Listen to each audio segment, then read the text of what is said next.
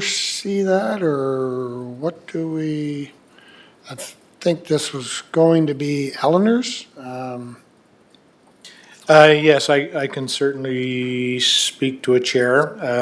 I think there are some current events happening across the country that BC just recently introduced some legislation that would oppose the federal directive in terms of public drug use so there's considerations happening across the country in terms of this issue. There hasn't been any further action other than the preparation of the report, and it's for information purposes. And certainly happy to answer any questions if there are any. Councillor McKinnon, did you want to comment, since it was your initiative? Is there anything you'd like to No, comment thank you. Thank you, Mr. Chair.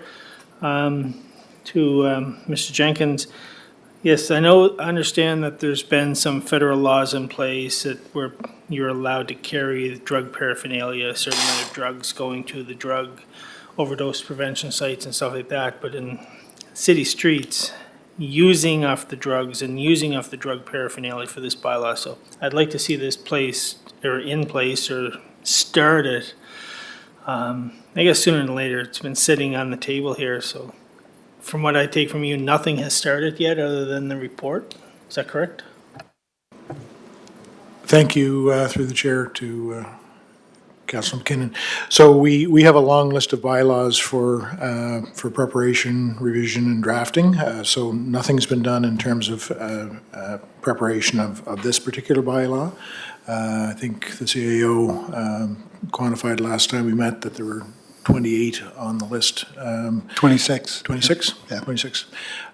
So this would have to fit into the priority list somewhere along the ways, and that prioritization hasn't come to council just yet. I think the other part of that too, Danny, was that the idea was to bring it to explore whether we should be pursuing this, and I think based on the initial research is that, yeah, this is a bylaw that is worth pursuing. So I think what today's recommendation is, let's begin the work for that, but I think that was kind of required before actually the creation of. There had to be kind of an appetite. So the preliminary work was done, brought to the committee here that, yeah, this is something worth exploring. So let's go ahead with the formulation of a bylaw. And so I think that's what's before us here today. No, Mr. Chair, no, yeah, like the CAO did indicate there's 26 bylaws that are up for review, where this is a new one. And I'm not saying that a lot of the other ones are not important, but I think this is important for the streets in the downtown and the residents of the city of Charlottetown, around schools and the public parks. That this something, I would like to see this one prioritized, moved up the list, not necessarily maybe number 1, but not number 27. Yeah, and I'm not getting the sense that there's a ranking on this. I think what sense I'm getting is that this is a bylaw worth incorporating. Now the process begins to formulating that bylaw and then figuring out what that bylaw looks like. And so I think there's an awareness or a recognition or an acknowledgement that this is an important bylaw. So let the work begin, and then we will, I don't think we rank any of our bylaws in terms of importance, and I think this would be one that we would look at putting in and getting some parameters in place. Danny? Yeah, thank you, Chair. I think, we have received some direction in terms of priority bylaws, procurement being one of them, that has been kind of moved to the fore, with some timelines communicated. But I do think that administration would like to prepare a list and identify, approximately the amount of work that's required to do each of them.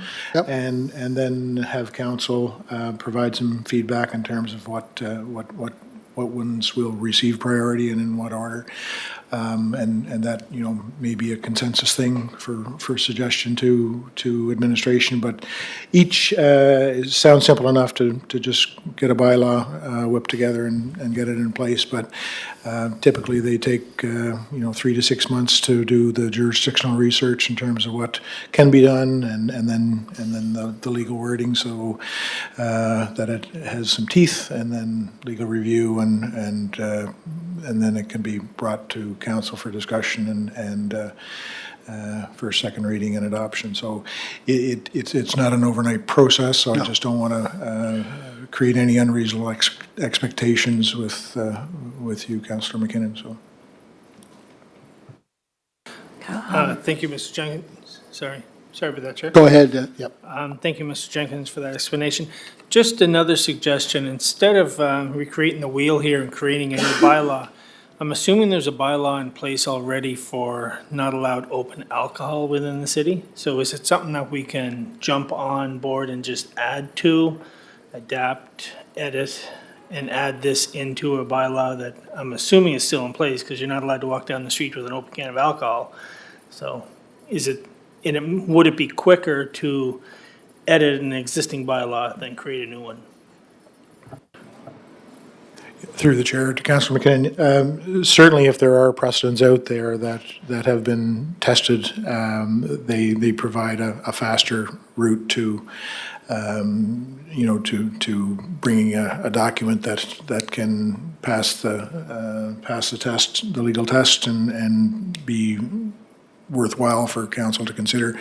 But that work to identify if there are bylaws that can be ported over to serve a similar purpose. There may be bylaws in existence, and the work that the changes that are going on in British Columbia may provide some direction, and some work may be able to be borrowed from that. But all of that work, it takes resources and time, just to identify if there is something, and then there's, there continues to be review, both administratively and with legal counsel, to say, if there was and of course there are laws that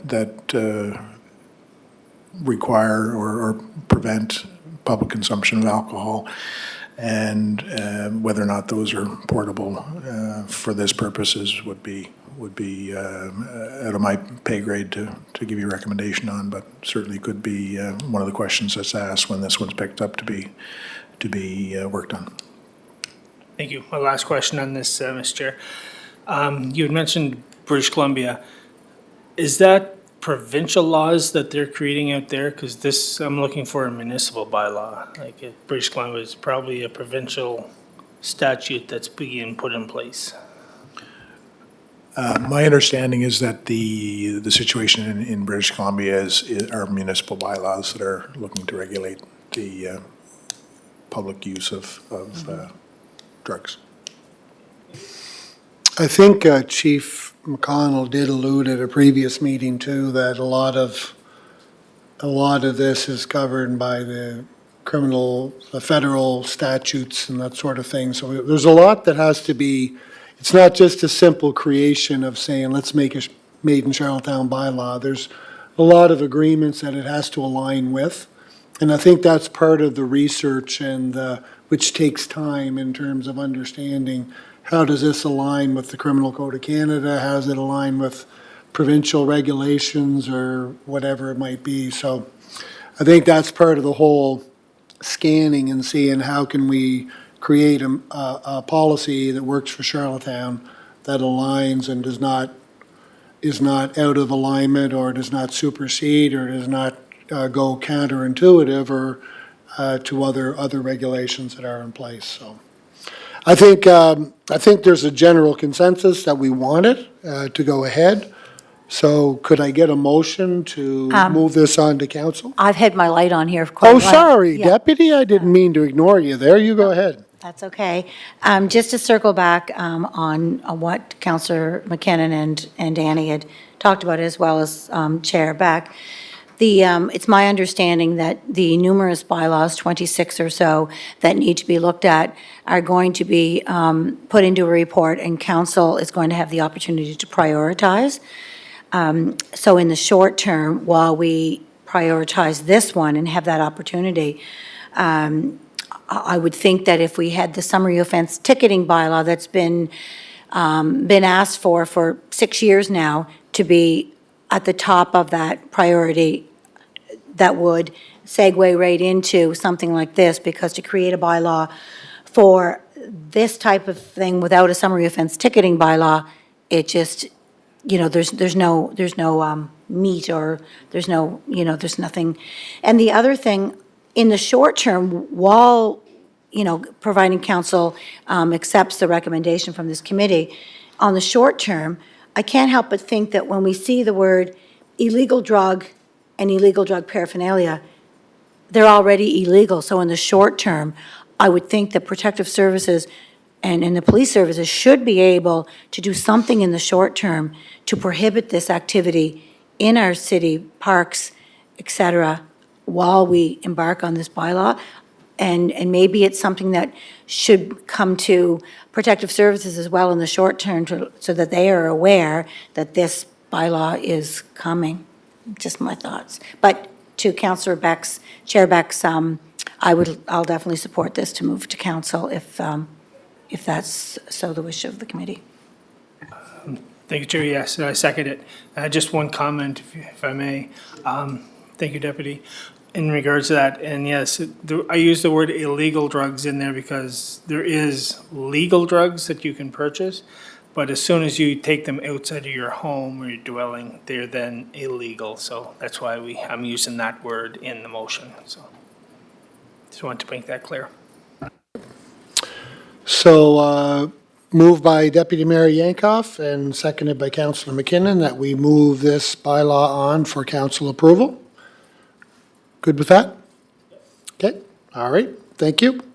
So the next item is consent agenda items. Danny, I can speak to this if you would like. This was something that I had discussions with Chantel about this before. I've had discussions with Eleanor about this.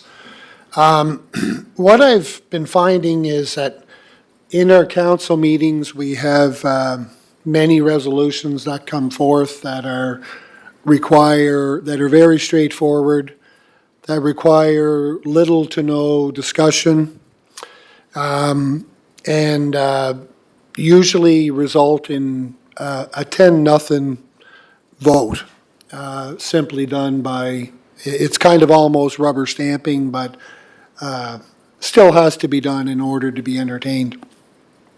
So the recommendation is to create what we call a consent agenda item, and to look at it, to basically group, if for any given council meeting or special council meeting, if we have a series of items that are not contentious in any way, are not going to be controversial. They would be very easily understood by everyone in council, very straightforward. Things like, approving purchases of items that have been budgeted, already accounted for in the budget, cleaning, the orders to clean up various properties that fall under the unsightly bylaw, that sort of stuff. So it's basically looking at that, and as opposed to taking the time, because one of the things that we've identified in here is that our meetings are getting longer. They're taking much more time than any of us would care to put up with at times, I guess. And so this would hopefully expedite some of that time spent on reading through motions that we know we're going to approve, or no, we are pretty confident that they are going to be approved. So you group them all into one consent agenda, and then you approve them all at once. And if there are any items within that consent agenda that may require further discussion, like say it's called consent agenda item 4, you can pull CA 4 and you can discuss it. And then you don't have to spend any time on the rest of them. They just get all approved under one motion, 10-0 or whatever it might be, and we carry on. So that's kind of the idea behind it, is just to try and improve the efficiency of our meeting, and expedite a lot of things that do not require much time attending to reading them out in public. So that was kind of the reason for it, or the rationale for doing it. And if any of you have any comments, I or, have a question. okay, you go ahead, Deputy. Not really a question, but more of, so are you imagining that examples of these consent agenda items would be, say, things that have already been approved through the budget for, for a tender, or the money's there, so it's really, I mean, the money's been approved, so now it's just coming through to let you know that Yeah. we're using the money that you've approved, and here it is. Those Yep. kinds of things? Yeah, because typically what we would do right now, they would come in for the purchase of 2 public utility vehicle trucks. So Eleanor stands up, grabs the motion, reads the motion out through. We all know that it's all budgeted, the money's there, it's been approved. We went through that in the budgetary side. So save the time of Eleanor getting up, standing up, reading through the motion. We go 10-0. Everyone knows it's going to be approved anyway. But at the same time, if there is something in that consent agenda items that has to be discussed, or you feel that you have something that you feel, I think we got to talk about this, then you can pull it. And you can have that discussion on those items. Otherwise, they just all get approved at the same time. So it's still allowing the opportunity. It's not saying that everything that's on that consent agenda item has to be approved. But what we're saying is that most of them are going to be approved. There's probably not going to be any discussion on them. So therefore, let's just approve them all in one fell swoop. Chair, do you anticipate any hiccups around this? I mean, it seems pretty straightforward because you're able to pull those. Yep. But are you anticipating any, like, oops, we never thought of this, or oops? Well, I like learning on the go too. So I think if we try it, we'll find out if there are any hiccups or if there are any pitfalls. And then let's try it and see how it works. And I think if we can go, I think the concept makes sense, but it's like anything. When you might have an idea, but then the logistical rollout of it, it may present some issues that we did not foresee. Short answer to your question, I don't foresee it being problematic, but we'll never know until we give it a roll. And just one final, I noticed in the report that today it's just for council to receive this for information. So this is not a decision at this point, this is just an information? Well, Is that I think my this, understanding? I think what we tried to do here today was to present the idea. And, I guess we could, I understood, we could make a motion to move to consent agenda items, or we can just leave it at this point and revisit it at a next meeting and make an official motion. I'm not quite sure how that would work. And I guess, because we don't really have a staff recommendation yet, No, we can't really go yet to council, can we? Because we don't have a not staff. really, Yeah. yeah. I think it's great, though, to move it on to council for information Yep. and an opportunity for discussion. Sure. Okay, well, let's do that then, Okay. okay? So there's no way we can put the motion forward today to have it to go as a recommendation?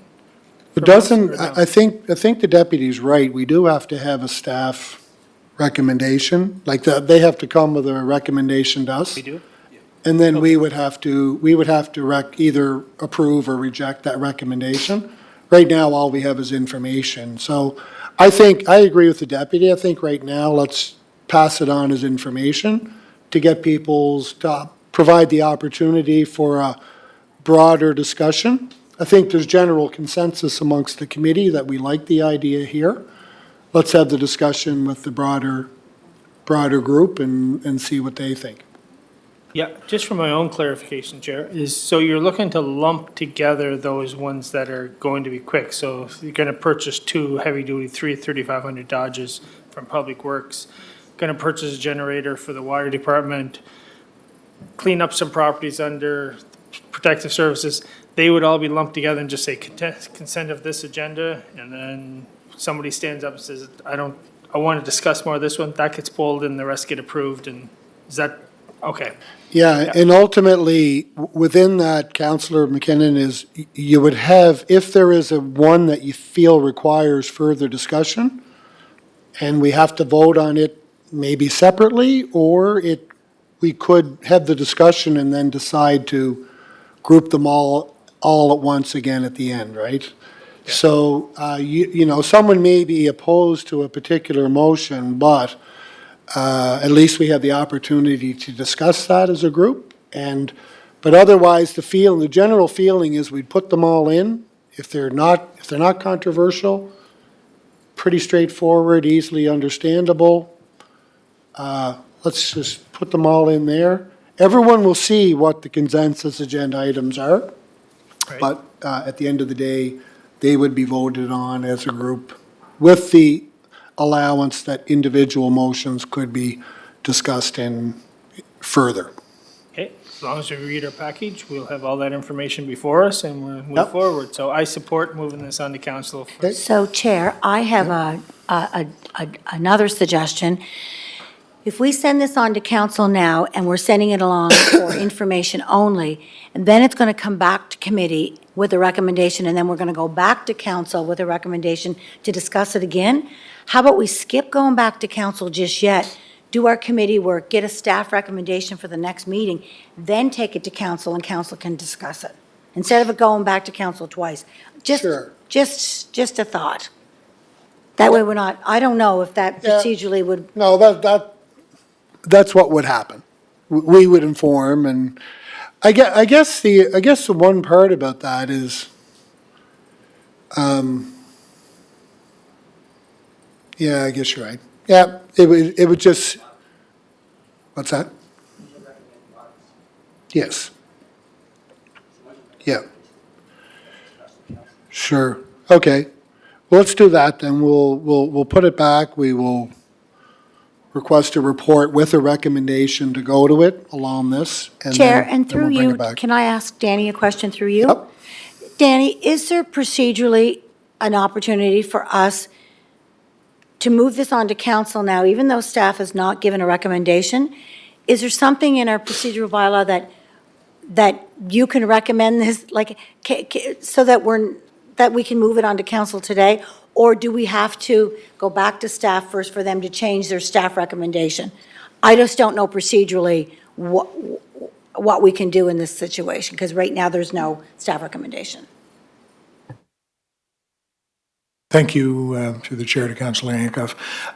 So you could pass it on to council for information, but the procedural bylaw does require that before council makes a decision, that you have a report from staff with a recommendation. So that's kind of the hitch point, is that if you're going to make a decision on it or have a vote on it, that you would have the staff recommendation prior to doing that.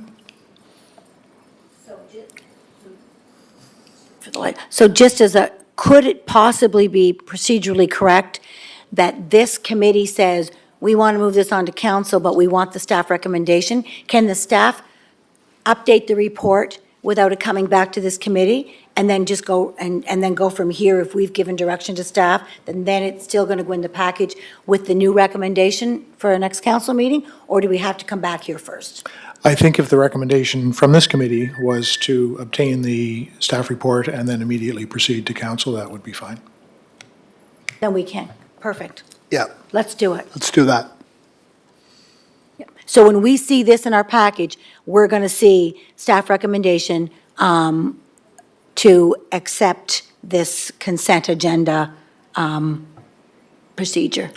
If that's the decision committee. of staff to recommend it.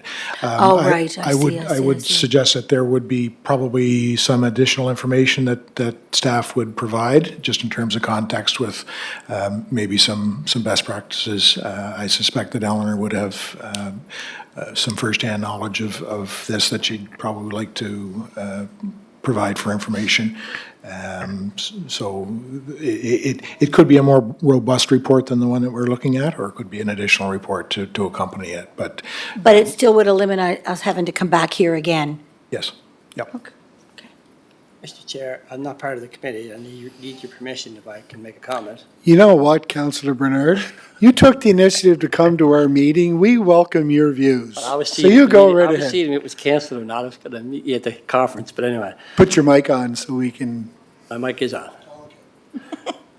I'm just wondering, from what I'm hearing, so to mesh a number of different resolutions into one, so one of the reasons it comes, so for example, if you have 4 or 5 trucks coming from one particular bidder, the information is in that package for why you're accepting that particular bidder. So it sounds to me like you want to combine a number of different bidders into one resolution. So for example, if you have trucks in one and you have asphalt in another and you have so on, you want to get down the list, is that what you guys are talking about doing? no. Okay. No. So what it would be, the way it would work right now, we get a Public Works resolution to come in to approve an asphalt contract that's been approved in our budget. The report is made, the bid process is done for that particular contract. That information comes in, and the resolution is that we accept it. Typically, what happens with a lot of those things, they come in, they get read, 10-0, we move on, no discussion. So it's taking all of those ones that require little to no discussion or not controversial. It's taking the motions. It has nothing to do with the bid process or anything like that. It's not merging that. It's just taking all those motions, clumping those motions that are going to come to us on an individual basis, putting them into one big collective motion, and then we approve them all at the same time. Okay, so then if there is any questions on any particular one in that one resolution, that particular manager would be the one that would come up to speak on it. Yep. So you could have 3 or 4 different managers, but these are resolutions that you say there's usually no questions or comments. They're usually pretty straightforward. Yeah. Okay, thanks. Yeah. And again, the other part is too, Councillor Bernard, is that if we think that there may not be something that there would be no discussion, the opportunity still exists for a councillor to pull any one of those motions and talk to them, discuss them as we normally would, right? So that option is still always there too. Yep. Thank you. Okay. Just a point of order, Chair. The procedure bylaw, Section 20, indicates that council should not vote on a motion arising out of an item added to the agenda by a member until a staff report and recommendation is received from the appropriate standing committee. So just as a point of clarification, that the instruction here today would be that that you will receive, you're instructing us to submit the report on behalf of the standing committee. Okay. And I'm under the understanding that that would be, so if you combine 5 of them from 5 different committees, all the reports would be in that one. So the CAO would just read off one resolution that includes all 5, and all the reports are in it. So that should cover that off, the reports, as long as the reports are in it, it can be questions. Nothing would change in terms of how those, like currently if we do a truck purchase, all the reports there, all this information comes, we're just putting them all into one package, as opposed to dealing with them on an individual basis. Once that resolution is read, if I have an issue with number 3 on the 5, Bring it bring up. that up after the resolution is read. I can still have questions. Absolutely. Yeah. Yeah. And it's, in lay terms, it's kind of the business that typically comes to council that's really just rubber stamp. You know, we're required to provide approval, but it's really not going to precipitate any discussion, or we don't anticipate that. So it allows you to rubber stamp one as opposed to 6 or 7 or whatever the number is, and still gives council the opportunity to pull something out if they want to discuss it further. Thank you. All right, next item is a new business.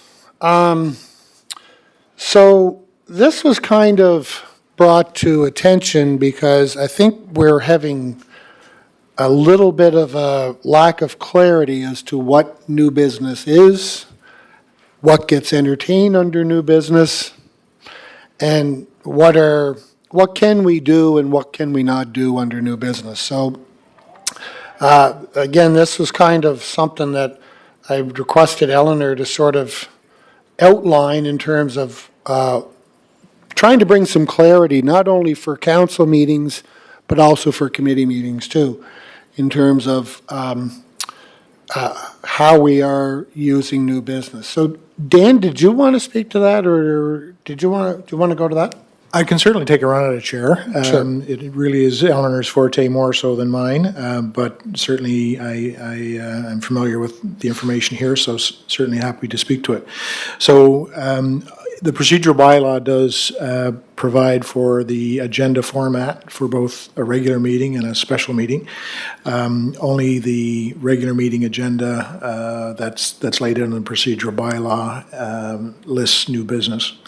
So new business in many organizations is not an item on the agenda. It's only items that have been approved for the discussion at the business meeting or the governance meeting. But it is certainly something that can be added to any agenda by the chair, or by agreement within the context of the procedural bylaw. So Chantal did some research in terms of jurisdictional scan. Summerside does not provide new business. They only talk about the business that's been in the agenda package, and it's limited to that. Fredericton does not. Moncton permits it with committee of the whole meetings, and that's the only option for new business. Halifax does not, although they have the option to add an agenda item through the clerk's office. Cape Breton, CBRM, they do not have the option to add agenda items. I think one of the fundamental ideas behind, restricting the agenda to items that have been brought, there's opportunity to bring agenda items within a certain time frame in advance of the meeting. So it gives administration and council an opportunity to collect the pertinent information so that there's an intelligent discussion, as opposed to, administration being blindsided by questions that they don't have answers for. It provides for a more informed discussion and less time spent going down rabbit holes that may not be productive in terms of the conduct of a business meeting. Provides more opportunity to draw a meeting out, maybe beyond what would be an efficient business meeting. So that's part of the rationale for restricting the agendas.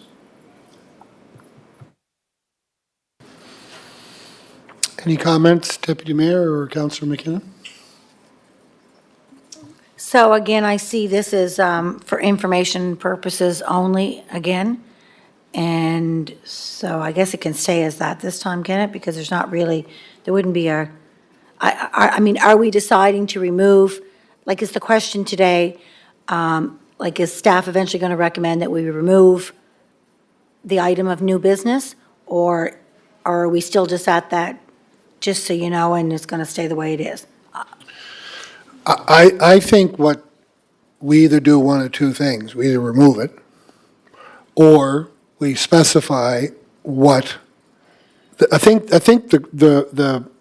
what I've seen in various meetings is there's a lack of understanding why we have new business. And some feel that we can bring up have a fulsome discussion on a topic for which there has been no report prepared, for which senior administration really has no idea where it's coming from, what this is all about. So what I would like to see is basically a clear definition of why we use it. Notice of motion. Providing more information that in order for the committee to make a recommendation to council, or maybe taking something under advisement for a future meeting. Like, I just want clarity around why we're using it. And so that everyone understands at the committee level and at council level, here's what we're doing under new business. And if we don't have that clarity, then remove it. But I think we need a little bit more, here's why we do it, here's what's under new business, here's what we will entertain. And so that would be my recommendation.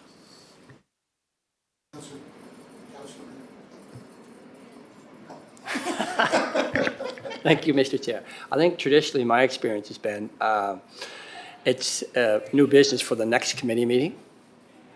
So you can make a notice, like, when this meeting is over, if she has something she wants to talk about at the next meeting, it's under new business.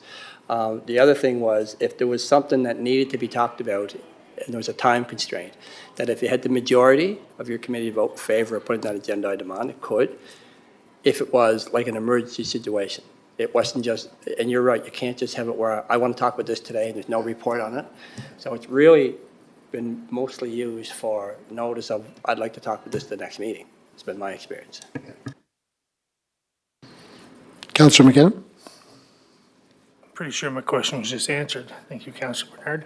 So do we need to have new business in there to bring a notice of motion? Can, at the end of a council meeting or a committee meeting, can we just say, hit our mic and say, I'd like to add notice of motion? Or do you have to have new business on the agenda to do that?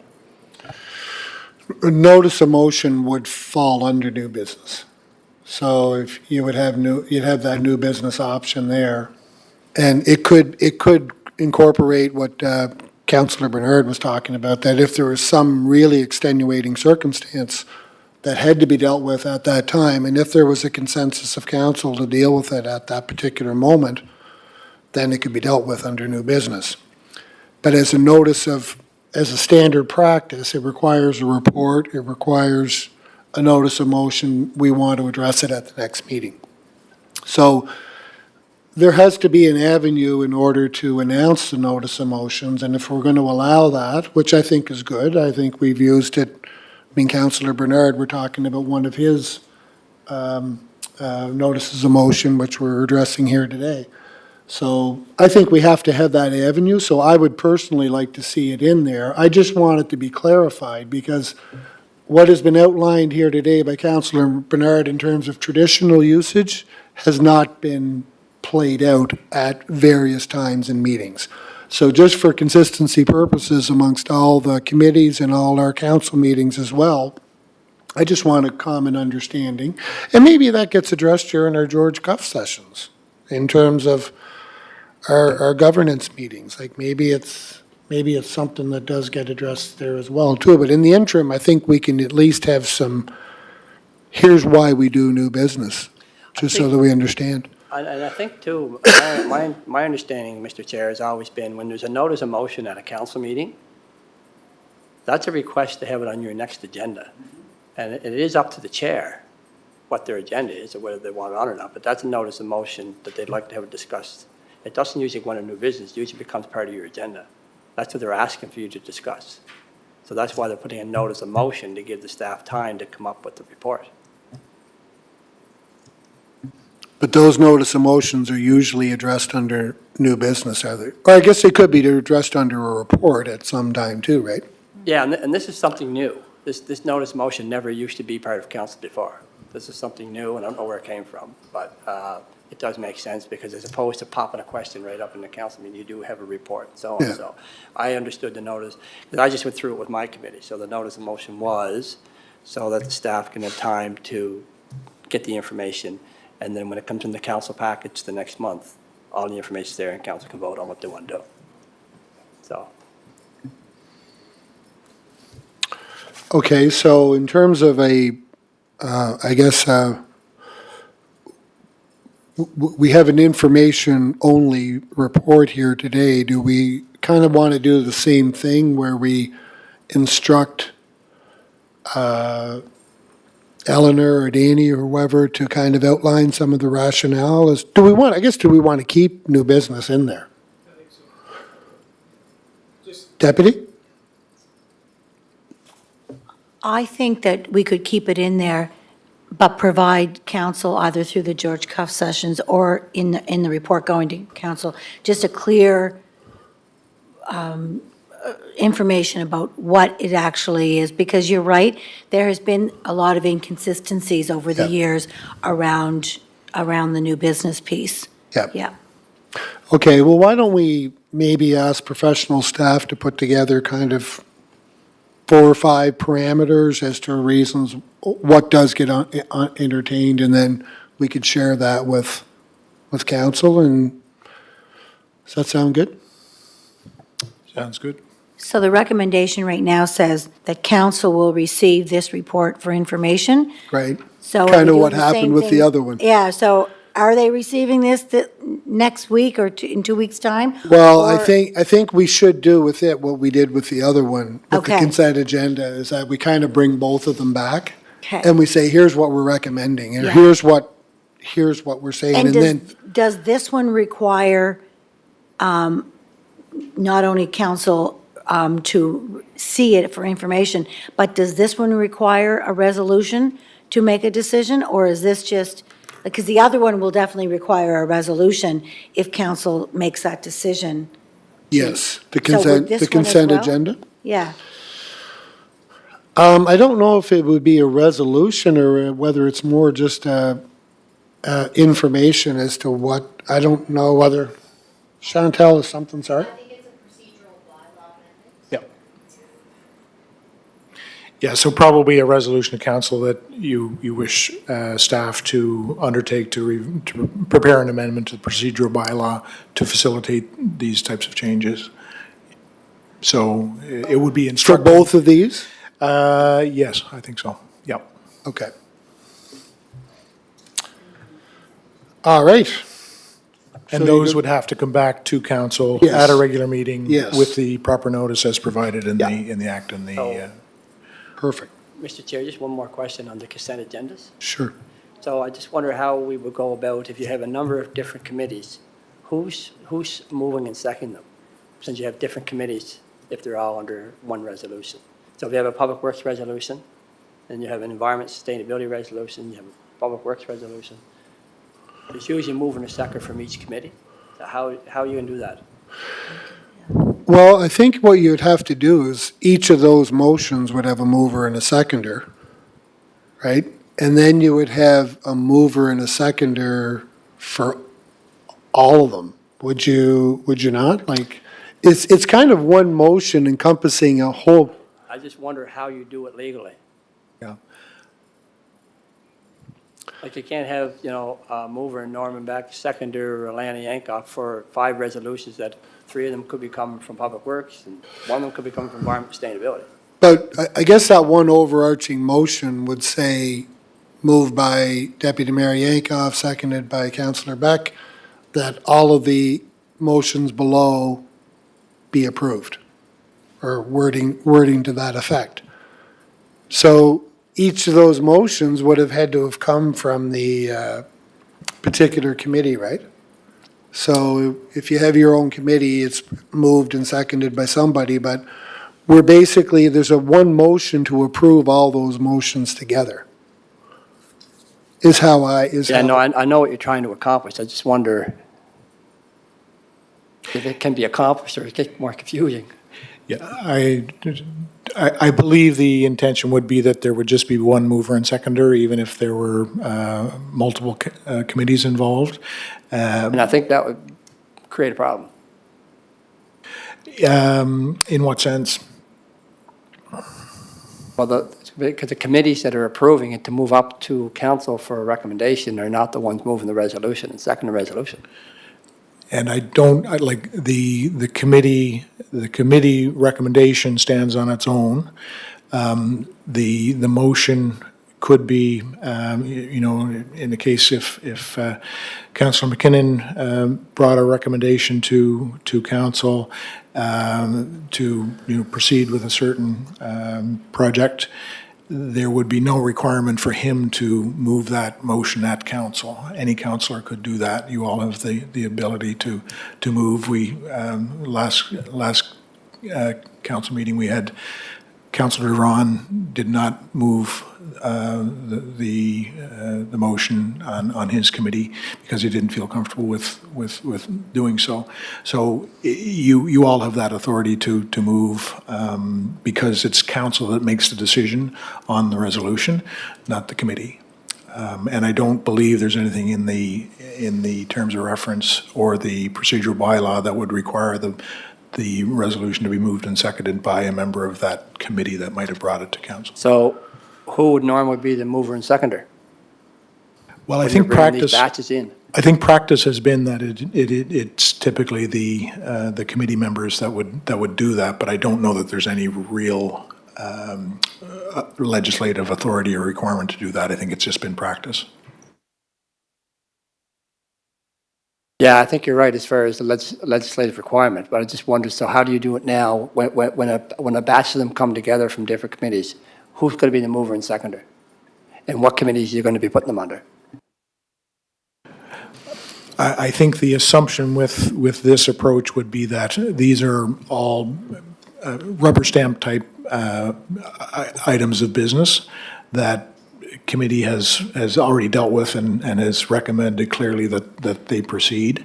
So the recommendation is in the package, so you know that the committee is recommending it, and then committees don't have the ability to make a decision that binds the corporation, so it's only council that can do that. And all councillors are empowered to move and or second a resolution. So the committee work, the committees have no authority to make a decision on behalf of council, so that rests with all of council. And each member of council has the authority to move and second a resolution. So do I understand is when a batch comes up, in that batch, for example, Public Works would have the chair as the mover and someone from the committee as second, all the five, if there was five in the batch, they would all be there, but the CAO would just name out a mover and a seconder for all five. Yes, I believe that would be the. That's what I'm trying to figure out. Who would be the mover and seconder for that five? So I think, so if we go with what we do right now, if you have an environment and sustainability, you have a mover and seconder for a motion that you're bringing to council. I don't see that changing. I think that can just still go ahead. So then we take your motion, Councillor McKinnon's motions, Deputy Mayor's motions, we put them all into one package. And then that would, I think, require a mover and a seconder to adopt all of the ones that are in this big package. Yeah. So each individual motion, I would think, should still have a recommendation, a mover and a seconder from the committee. Yep. Because that's coming up to council, as we currently do. They are all in together. And then there's one motion and a mover and a seconder for all of those. It could come from this committee. And that's I my would question. probably. So when that happens, who's the mover and seconder of the batch? How would you determine that? It could fall under this, committee. I don't know. It would require anybody, I guess, any councillor could put forth a motion and any And could it councillor just could be second something it. from the floor, so that evening, if it's a batch, a consent batch agenda, Eleanor stands up and says, we have a consent batch agenda or resolutions. Can I get somebody to move this? And then that evening, it says, so someone might say, Sure. yeah, I reviewed them all, I'll move it. Or someone else might say, wait a minute, I want this one pulled before we move Yeah. and second it, so that you have that opportunity maybe? So it would not be part of your package. Because so for example, if environment and sustainability happens to go 7th in order, but all the resolutions are being passed by the 3rd committee, then you're not reporting on that in your package. you're part of the package, but it's not part of your report on the public meeting. Sure. Or But it you could could still be- do you could still do your report. It's just that we're not, as part of your standing and delivering, we're not voting on that resolution. And in That's- your report, you'd say, here's my report. I have 3 resolutions for your consideration. I also, you'll notice that I have 3 other additional resolutions that are part of the consent Consent agenda agenda. that will be reviewed on that item in the agenda, which will have its own agenda item, and maybe it's the last agenda item of the night. And that would I would agree. I think if you're going to do it in batch, it has to be the last of the night, because if it's early on, and then I give a report, and someone says, geez, I have a question on that we already passed. So Yep, that could probably work. sure. Yep. I think typically they do come at the first of the meeting, and again, they're those items which we're comfortable that there's not going to be any discussion on. So the report is there from that's been processed through committee. The supporting documentation is there. You know, if it's a financial item, the RFP results, what have you. So everything's there. And if there is an item that someone's a little bit unsure about or has some additional questions on, then you pull that out of that combined resolution and it comes up for discussion later. But I think the intention would be, much like approval of the agenda, it would just, or someone moving to dismiss, to adjourn the meeting, that it could come from anyone on the floor, and you'd kind of like to get that business out of the way before you then go into discussions, because it is very much a rubber stamp. If it's not a rubber stamp, then that kind of comes out and gets discussed separately. Okay. So just a question, Mr. Chair. So are we clear on what we consider to be rubber stamped? That was my question. I guess we never know for sure whether any motion is going to be rubber stamped. I think we've seen enough to know that there's a pretty high probability that this is going to be a 10-0 vote. So if we think it's going to be a pretty high probability of a 10-0 vote with little discussion, you put it in there. If you're having questions and you feel it should be addressed separately, then address it separately. But this is really for the ones that we know, if you're reading the report, there's not going to be any discussion on this. If we're buying an F-150 from Fair Isle Ford and it's a pre-approved budget and council supports it and stuff like that, that's moving on. We know Chair. that. So that's kind of where it is. So again, that's why we never know for sure whether there is going to be discussion, but we're allowing for discussion to happen should we maybe have erred in whether we thought that it would have been a rubber stamp or would have been a high probability of being approved. So that's where allowing that discussion comes in. Everyone knows that if there is no discussion, we're just approving these all at once. So my question would be then, who's making the decision on what's in the consent agenda? Where's that decision coming from? Is that coming from senior management, or is that coming from council?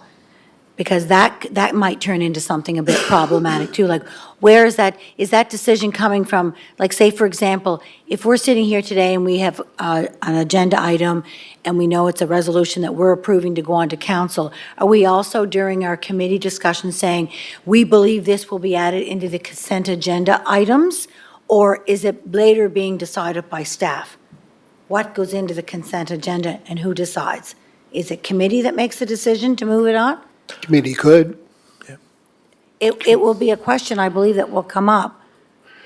Well, you know what? I mean, it's a good question. I think the committee could say, let's just put it in the consensus agenda. And then the committee could make that determination. Yeah, because the committee would be most informed about that particular subject Yeah. and, would feel confident or be aware that a particular councillor might have a concern with it, and then they wouldn't recommend it for that. It's a good question. Yeah. Yeah, no, and the only other thing was, usually these consent agendas that you see in other municipalities, they require no conversation. If you see them in other municipalities, the consent ones usually say, well, these are consent agendas, there's no discussion. Well, and again, I think that's when we come back and we look at when we do a little bit more detailed report in terms of a recommendation. Right now, we have a general notion of what this would look like. I think we're fleshing out we're having some good discussion. We're not getting consensus on this whole consent stuff, but, Well, you try and flush everything out, well, see how it's gonna work. yeah, exactly. But the other part is that, we can always look at what other jurisdictions are doing and say, what do we want? And what fits for us? And what's happening elsewhere might be really good, or we may want to tweak that somehow as well, too, so. At the end of the day, if you ask me, these consent ones that are usually 10-0, we're not saving a lot of time. If everybody agrees, they just read it off and everybody agrees and move on to the next one. Like, it doesn't really save a lot. So I don't know if you're getting into something that it's going to cause more confusion than anything, because if you have it lumped up and it's going to be off early in the meeting, and it's an environment question, I'm going to have to stand up and give the answer. If it's, whatever that subject is, you're going to be bouncing around to who wants to give that answer. So at the end of the day, I'm not sure how much time we're actually saving if these are resolutions that we're saying everybody's going to vote for it anyway. So then there will be no discussion. So how much time are you actually saving? So if you have 5 Who knows? resolutions and you read them off, All I know is one thing, Councillor Bernard, there's been a consistent lament, our meetings are too long. Yep. We're dragging things out. So this is an attempt to try and expedite our meetings. Yeah. And I think what we should do is we should give it a try. We may not, it may end up saving 5 minutes. I have no idea. But I think, just on that particular type, I just don't think it'd save a lot. If it's resolutions that when you read it, it's going to be 10-0, then there is no discussion, so you're not wasting any time at council anyway. but you're also taking the time to read the resolution out. For Eleanor to stand up, grab the paper, read the resolution, go through it. If we're going through properties that have to be cleaned up, you have to read every address, every PID number 10 times. And then we don't have any discussion, and then we pass it on. You can do this, you can just say, this is the information here. That's a good point.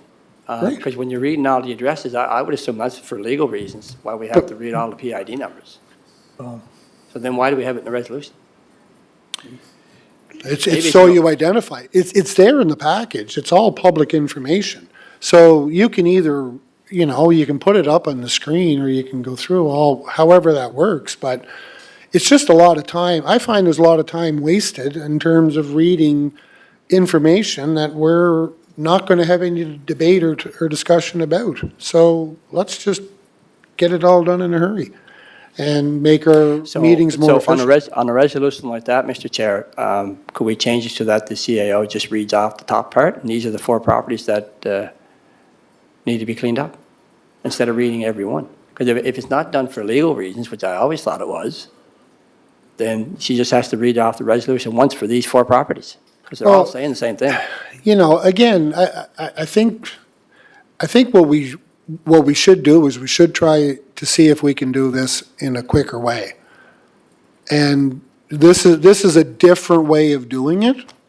Let's try it. Let's see what it looks like, and let's see if we can make our meetings move along quicker and not spend time on meaningless stuff. And let's see if we can do it a little bit differently.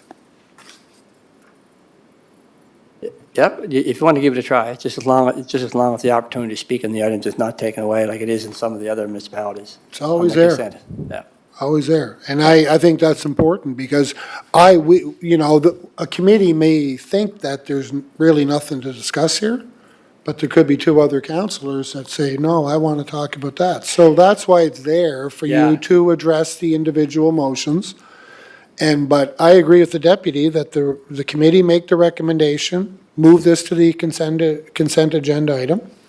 And then when it comes to council, everything that's in that consent agenda item is up for discussion. If there's no discussion, we're approving them all right As long as they away. have that discussion, 'cause like I say, in other municipalities, the consent ones is no discussion. No, I don't agree with that. Okay.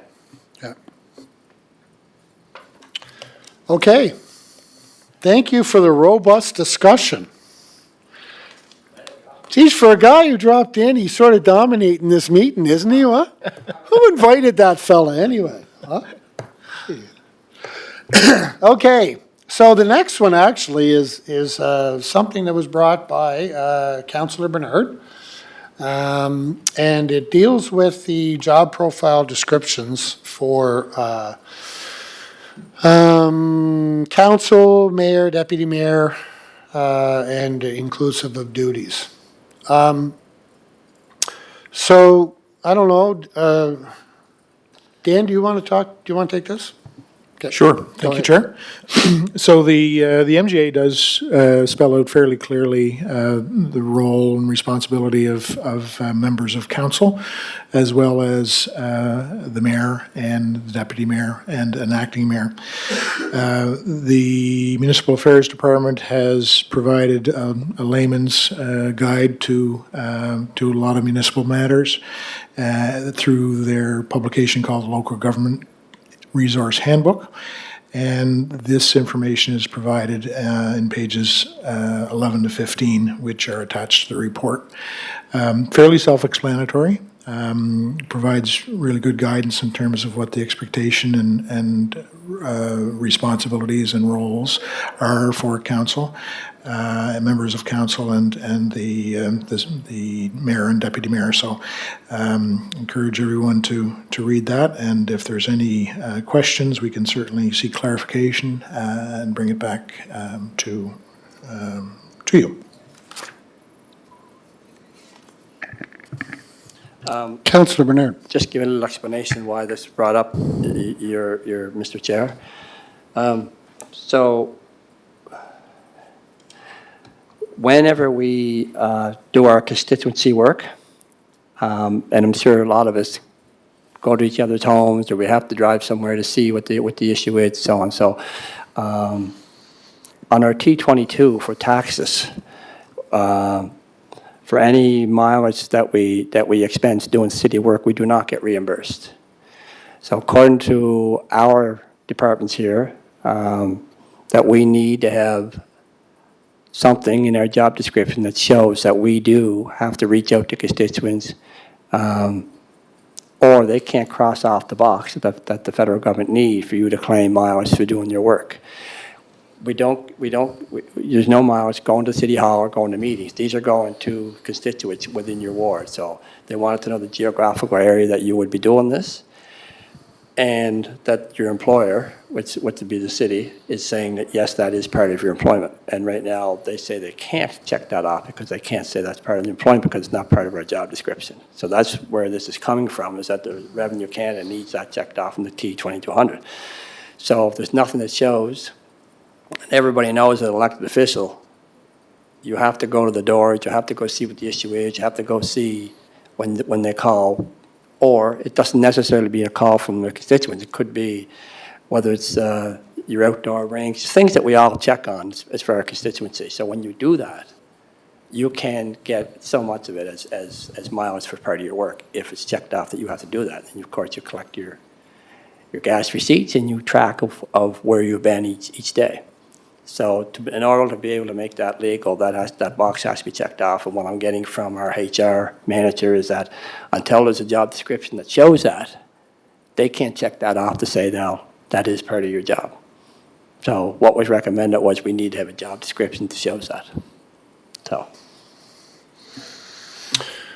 So if I go back to the Remuneration and Allowances Commission, which is kind of where this emanated from in the first place, it was asking for a clear understanding of the specifics of the councillor's duty and expected time commitments. So I think there was kind of two parts. Yours is more on the taxation side of things. The remuneration allowance is more in terms of an understanding for potential candidates to understand what are the time commitments, what are the specifics, which are linked. The Which two is are what I linked. wanted both of them. I really wanted both of them. That's where it came from, was from there and the T22. So Yeah. I thought if we're going to be looking, it's already in the remuneration report. So probably is a good idea to link the two of them together. Sure, yeah. And so I think there's a double effect here that could be achieved. The MGA, when I went through the MGA, Danny, it's very generic. It's kind of an overarching policy guideline, aerial sort of view. I think what Ken and Lori and Brian were kind of hearing was that we have to kind of get a little more granular in terms of how we do that and kind of borrow down a little bit and say, what does it look like?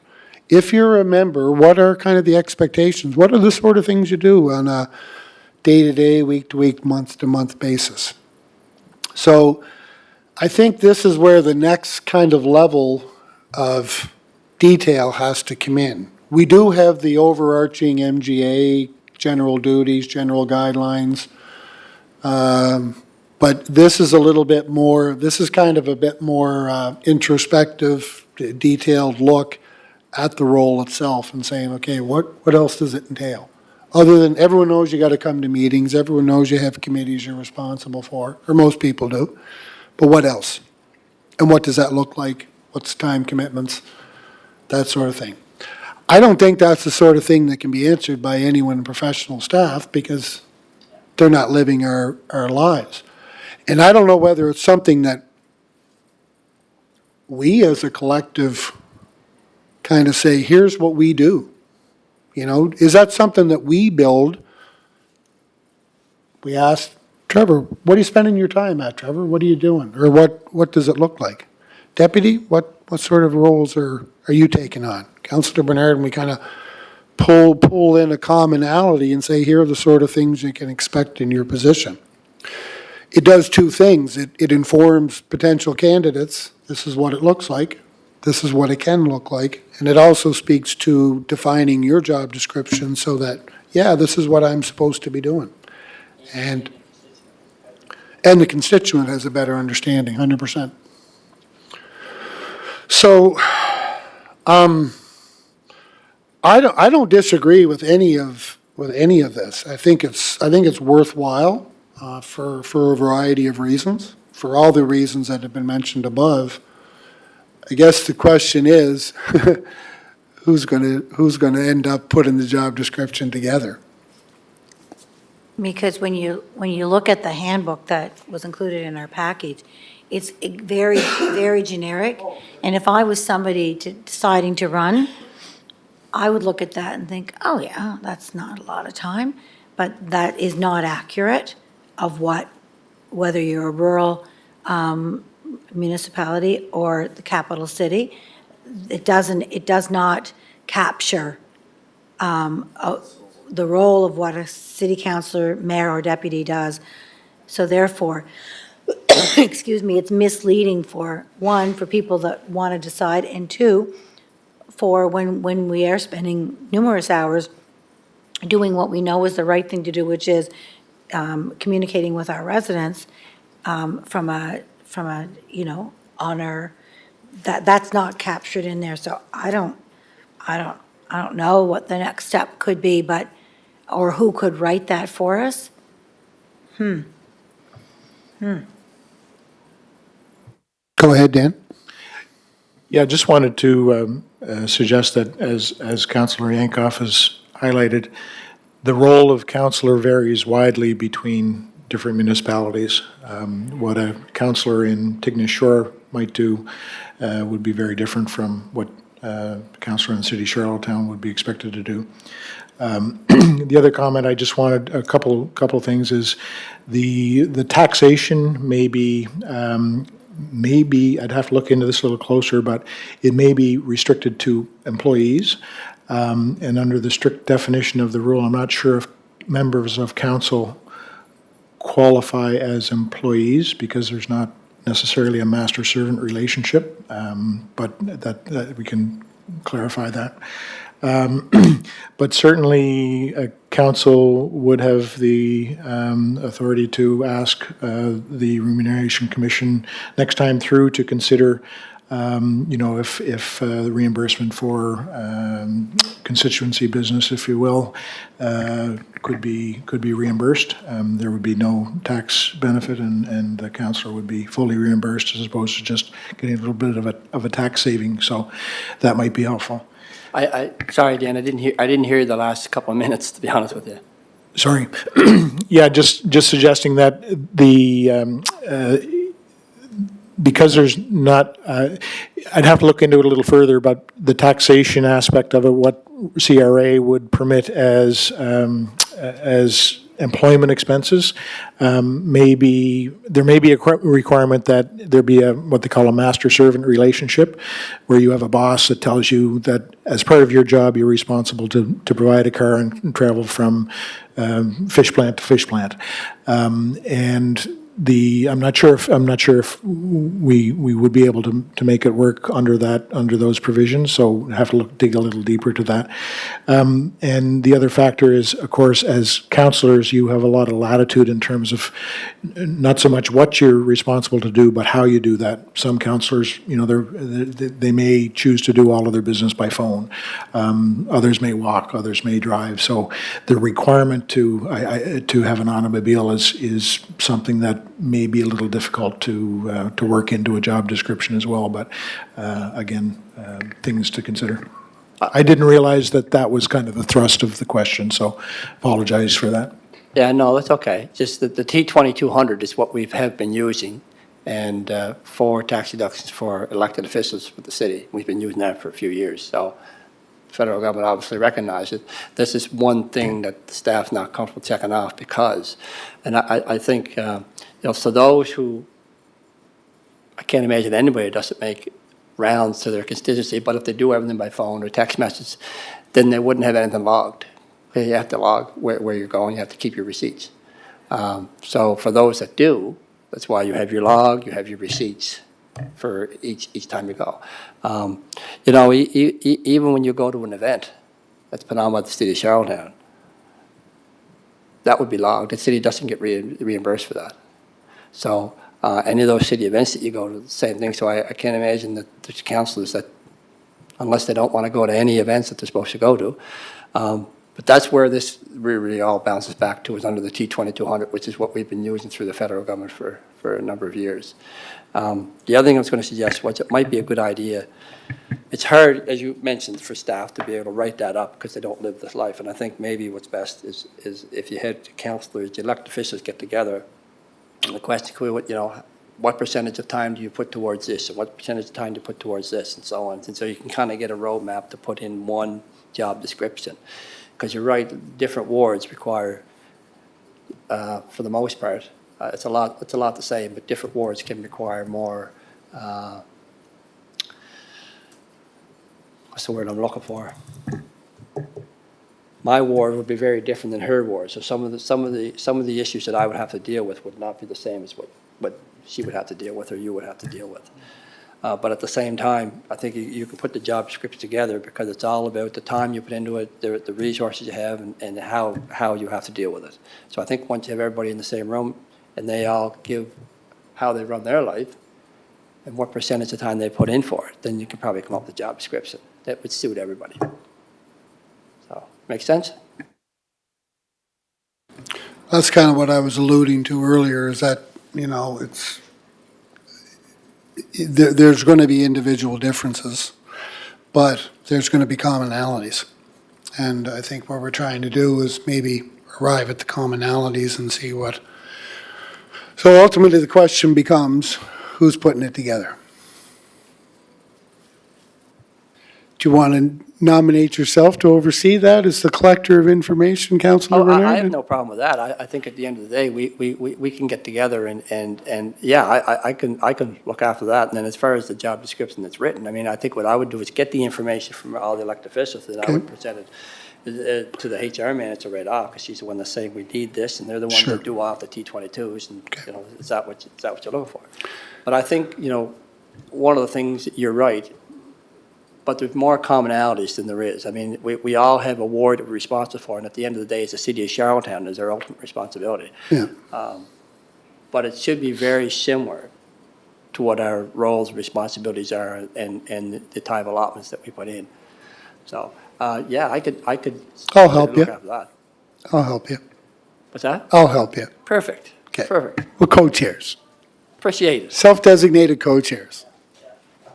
You good with that, Councillor McKinnon? Deputy? All right. Thank you for that.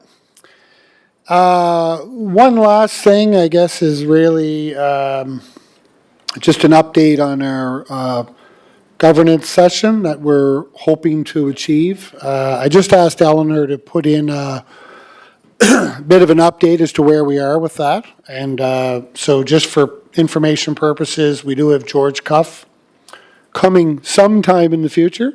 And any date, do we have a date on that or potential dates on that, Danny? Are we narrowing down in terms of what his arrival might be or what those dates may be? I know Chair, staff are still working on the exact timing. I do understand that Mr. Cuff won't be here in person. It will be an online session. I think the latest I heard was that they're looking at the last couple of weeks in May for the first session and sometime in September for the second half-day. So 2 half-day sessions, one at the end of May and then another one in September? Yes. Okay. And unfortunately, he doesn't, there was a preference stated for Saturdays and Sundays, but he isn't available on the weekends to do work, so you'd have to schedule it probably sometime in the afternoon here, so the timing worked with the And time where, change. where is he? He's in BC, I believe. BC. Yep. Okay. So these items that are highlighted here, what is governance, what works and what does not, the defining distinctions of mayor, councillor, CAO, the potential value added by a mayor, keys to successful council meetings. These are all going to be part of these are the topics that are outlined here that he'll be covering in his presentations. Right. Yeah. The one thing I would ask, so I think it's good to have the session. It's good to have the sessions. I think it's important afterwards, and Danny, is that we have the opportunity for us to kind of debrief after and, say kind of, what have we learned from this? What fits with us? What resonates with us? What makes sense with us? And I think that's important because oftentimes you can go to a session, then you walk away, and then we don't have kind of a common understanding or a common, lessons learned, or not lessons learned, but information that'll help. Because ultimately what we're trying to do here is to make ourselves better and to improve our governance and to make us the best iteration of ourselves. So I'd like at some point in time after we go through these sessions to have that opportunity amongst ourselves to, sit down and as a group. We do have it would be an educational session, so we do have that avenue now available to us to do that as a group where we can kind of, reflect on what we've learned and what came about from that. So I think that would be an important component of this, not just to have the sessions, but also to have that post-reflection time. That'd just be a personal preference on my part. And it was also, there was some discussion that although this person is going to remote in, it was suggested that we could still meet as a group in the Parkdale room and listen to him on the big screen as a group, so that we have that opportunity when he's done to continue on a discussion as a collective group after he maybe exits out. Yeah. Yeah. Yeah, absolutely, and there are no decisions to be made, following the meeting. It's really about team building, trying to improve relationships, focusing on strategic priorities versus, getting bogged down in details that don't help move the city forward. And these are not public meetings. These are educational sessions that we're having. Yes. Yeah. Yeah, so in the same way that, after a hockey game, guys will get together and talk about, what they learned from the game and what do we do to fix it or improve. That's, very valuable time afterwards to say, okay, how does this impact us and what can we learn from this to take and move forward in a more progressive way. Yeah. Yeah. All righty. Well, thank you for the discussion today, folks, and thank you, Councillor Bernard, for coming in and enhancing our committee work here today, I would say. Thank you for allowing me the time to speak. Yeah, well, we welcome everybody here. Motion to adjourn by Councillor McKinnon, seconded by Deputy Mayor Yankoff. No new business. Shut her down there, Chantel. Thank you. Thank you.